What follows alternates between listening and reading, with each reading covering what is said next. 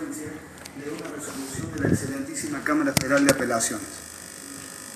La nulidad que se pide es de tanto de la resolución de la Cámara Federal que ordena sobreseerlo por prescripción, como así también la resolución dictada en consecuencia por el Juzgado Federal de Río Cuarto que dispone ese sobreseimiento por extinción de la acción penal. Si bien esa resolución ha sido notificada y se encuentra firme, el pedido de nulidad que está realizando la Fiscalía en este momento se basa en el concepto de la cosa juzgada irrita. Y voy a dar los motivos de por qué quiero que se declare la nulidad y por qué lo hago justo en este momento y no lo hice antes. Sostuve en el curso de esta audiencia y concretamente en la discusión final cuando me tocó alegar que de los principales responsables de esta tragedia, que no estaban sentados aquí en el banquillo de los acusados, se encontraba evidentemente personal de la empresa Desmet que había montado la estructura en la que se hizo la experimentación, estructura que falló, empresa Desmet que había introducido y recibido el hexano, que fue el principal objeto peligroso en la tragedia sucedida. Dije que no iba a ahondar sobre esa situación por la evidente razón de que no estaba acusado ningún representante de SMET en este proceso. Luego de escuchar los alegatos de los abogados, principalmente el último alegato, el del doctor Valverde, que hizo un exhaustivo y pormenorizado análisis de la responsabilidad causal que tuvo en la tragedia la introducción y recepción del hexano en condiciones absolutas de inseguridad, y que como todo buen alegato lo deja a uno pensando, fue que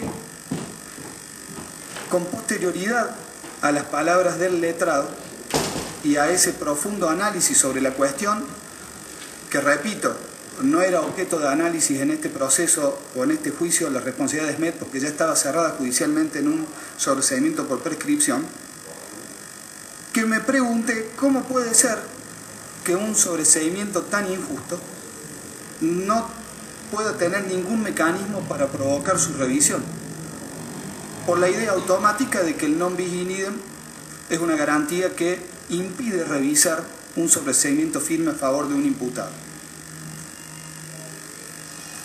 Entonces se unía una injusticia notoria, porque resulta que uno de los principales responsables supervisó e hizo hacer una estructura que fue la que falló, la que perdió el hexano, introdujeron el hexano sin que estuvieran autorizados por la autoridad de control a manipular este elemento, lo recibió el propio Boretti al hexano, se incorporaron a la causa las declaraciones públicas que hizo después de la tragedia el presidente de SMET, Juni, que ha sido incorporado como prueba en estos autos, declaraciones que hace la Guardia Interior, en la que reconoce institucionalmente que fue la empresa la que introdujo en todas estas condiciones de inseguridad el hexano en el lugar. Y digo, ¿cómo puede ser que no haya nada para cuestionarlo? Soy consciente que una vez que hay un sobreseimiento por prescripción, si verdaderamente está prescripto, no importa la justicia o injusticia de la responsabilidad del imputado, porque si no hay acción, no se puede analizar precisamente esa responsabilidad si se ha extinguido por prescripción la acción penal. Evidentemente que esto lo tengo claro. Pero ocurre que la injusticia no radica en la responsabilidad de un sobreseído por prescripción, que esto sí no se puede revisar, sino que estriba en el hecho de que no estaba prescripto el hecho cuando lo sobreseyeron. Ese es el grosero error jurídico que torna irrita la cosa juzgada. ¿Por qué no estaba sobreseída? ¿Por qué no estaba prescripta la acción penal? Porque claramente el artículo 67 del Código Penal, que no fue analizado ni en la resolución de la Cámara que dispuso, ordenó sobreseer, ni en la del juzgado que sobreseyó, dice que la prescripción se suspende para los casos en los que haya imputados funcionarios públicos por delitos cometidos en ejercicio de la función, como era este caso, La prescripción se suspende mientras cualquiera de ellos tenga un cargo público. En este juicio sabemos que continúan teniendo cargo público los acusados. Y además dice que esta causal de suspensión de la prescripción, dice el 67, opera para todos los intervinientes en el hecho, sean o no sean funcionarios. Entonces, la injusticia no reside en que si era más o menos culpable Boretti, porque puede haber sido muy culpable y si está prescripta, está prescripta. La verdadera injusticia, y que es grosera, es que se lo sobreseyó en contra de lo que dispone el artículo 67 del Código Penal. Entonces, si unimos que es un hecho extremadamente grave, que es una responsabilidad grave, que es notoria la injusticia de que haya sido desvinculado, a punto tal de que están sentados en el banquillo personas que tienen menos responsabilidad que él, y encima que está pésimamente sobreseído porque no estaba prescripta, estamos hablando de una acción penal que todavía está vigente. Por lo tanto, entiendo que amerita una revisión. No está previsto en el Código Procesal Penal la revisión por cosa juzgada irrita y mucho menos en contra del imputado. Lo está el recurso de revisión que es a favor. Pero la doctrina más destacada admite que aún a falta de un procedimiento previsto pueda revisarse la justicia o no de una decisión en dos casos. Primero, cuando ha habido dolo en la decisión, es decir, un delito de por medio, que este no creo que sea el caso. Y segundo, cuando hay un grosero error que no es meramente formal, sino que es sustantivo. Tal cual lo que sucede en este caso, conforme lo vengo ilustrando. Lo cual lleva a una notoria injusticia en el caso, que evidentemente lo es, y no quiero ahondar más en la cuestión. En esto coincide la doctrina civil de la Rúa, Angelina, Peirano, Iters. En materia penal, que uno puede decir está el non bis in idem, la misma Corte Suprema dice que puede admitir excepciones, el non bis in idem, como lo dijo en los casos Maceo y Simón. Está bien, eran delitos de lesa humanidad, pero la Corte dice, guarda, la cosa juzgada a veces puede ceder en ciertos casos. Es decir que, aceptada doctrinariamente, la Corte Suprema lo admite para casos penales. Hay un fallo de la Cámara Nacional de Casación que trata un caso análogo a este, que es de la Sala 1, que es el caso Pini, que fíjense qué parecido que es. Un imputado es sobreseído por extinción de la acción penal, no por prescripción, sino porque había cumplido aparentemente con las reglas de la suspensión del juicio a prueba. Se extingue la acción penal, un juez de ejecución declara extinguida la acción penal, notifican al fiscal, el fiscal no recurre, queda firme esa resolución y después viene otro fiscal y dice no, hubo un error, está mal sobreseído, no estaba extinguida la acción penal, no cumplió con las condiciones. Entonces va en casación, dice es una cosa juzgada irrita. La Sala 1 dice, al rechazar el recurso del fiscal, que primero que no puede el Ministerio Público intentar decir que hay una cosa juzgada cuando el propio Ministerio Público, que es único, se notificó y no recurrió oportunamente, aunque haya sido otro fiscal, esa resolución.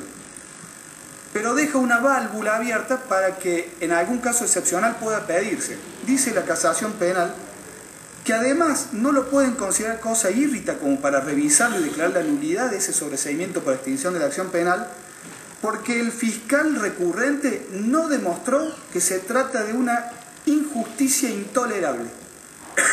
Es decir, que acá la Cámara de Casación, en la Sala 1 del 2010 en Pini, deja abierta la puerta, guarda, el fiscal no puede, pero si demuestra que es una injusticia intolerable, cosa que aquel fiscal no había hecho, en este caso la solución podría ser distinta. Es por estos motivos que dejo planteada la cuestión, para que el tribunal lo resuelva. Solicito también que se remitan los antecedentes, aun cuando se rechace mi planteo, para investigar a personas de la empresa, como ocurre con el caso del presidente, que no hayan sido imputadas, y para una mayor comprensión en los detalles del tribunal, ofrezco que se me admita por escrito el planteo que acabo de hacer, si bien sé que no se pueden leer memoriales, por eso he alegado oralmente.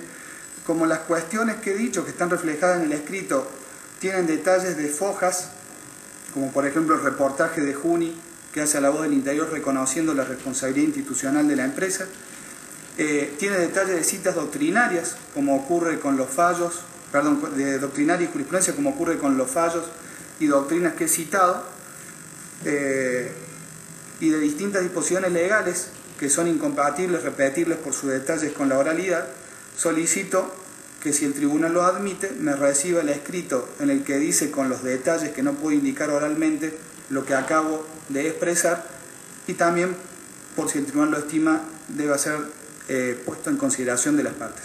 Nada más. Gracias, señor presidente. Bien, señor fiscal, del planteo de nulidad efectuado por el Ministerio Público Fiscal, le corremos vista a la querella, si tiene algo que agregar. No, nosotros vamos a adherir y hacer nuestro el pedido de la Fiscalía.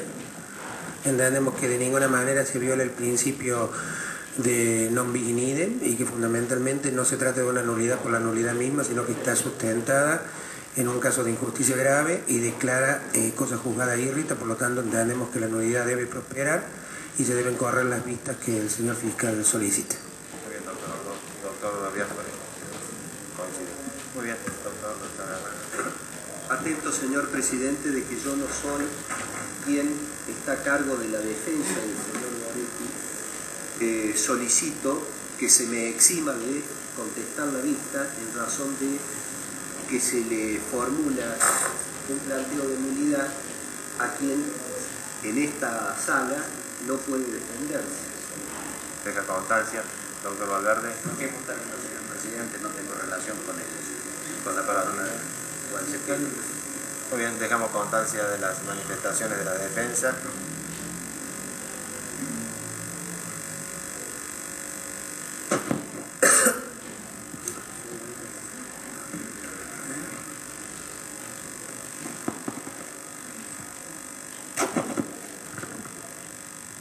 Muy bien.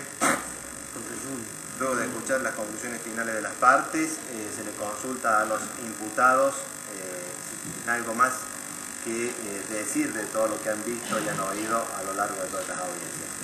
Estamos con el imputado Sergio Fabián Antonelli. ¿Tiene algo más que decirle al tribunal? Carlos Agustín Bortis. Edith Matilde Ducros. Miriam Palmira Ferrari. José Luis Pincín. Diana Gladys Ruiz. Bien. Se declara cerrado el debate. El tribunal pasa a deliberar para dictar sentencia, la que será leída aproximadamente